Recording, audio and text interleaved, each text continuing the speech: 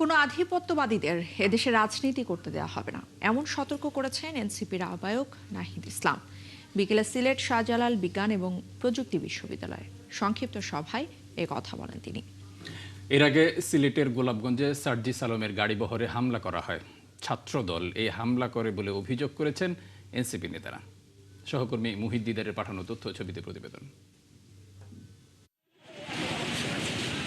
সিলেটের বেশ কয়েকটি জায়গায় বৃহস্পতিবার দিনব্যাপী কর্মসূচি পালন করে জাতীয় নাগরিক পার্টি এনসিপি। জুলাই পদযাত্রা কর্মসূচির অংশ হিসেবে বিকেলে হযরত শাহজালাল বিজ্ঞান ও প্রযুক্তি বিশ্ববিদ্যালয়ে ছাত্র শক্তির আলোচনা সভায় অংশ নেন দলের নেতাকর্মীরা। সেখানে উপস্থিত ছিলেন নাহিদ ইসলাম, হাসনাত আবদুল্লাহ, নাসিরুদ্দিন পাটোয়ারী সহ এনসিপির অন্য নেতাকর্মীরা।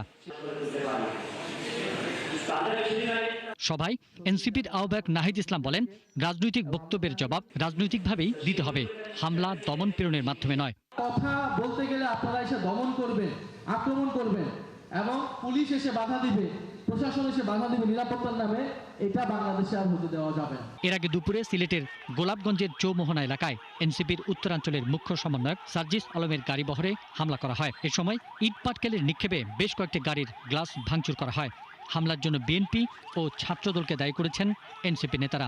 সার্জিসের গাড়িতে একটু আগে হামলা হয়েছে, ছাত্রদল হামলা করেছে এবং সেখানে গাড়িগুলা ভাঙচুর করেছে। আমরা সেখানে রওনা দিচ্ছি।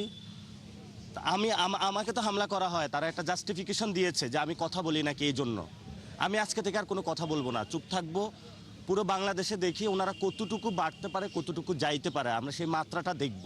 পরে এনসিপির এসব নেতাকর্মী সিলেট সার্কিট হাউসে জড়ো হন। সেখান থেকে কানাইঘাটের পথে রওনা দেয় এনসিপির গাড়িবহর। পিন্টু হাজং, ৭১।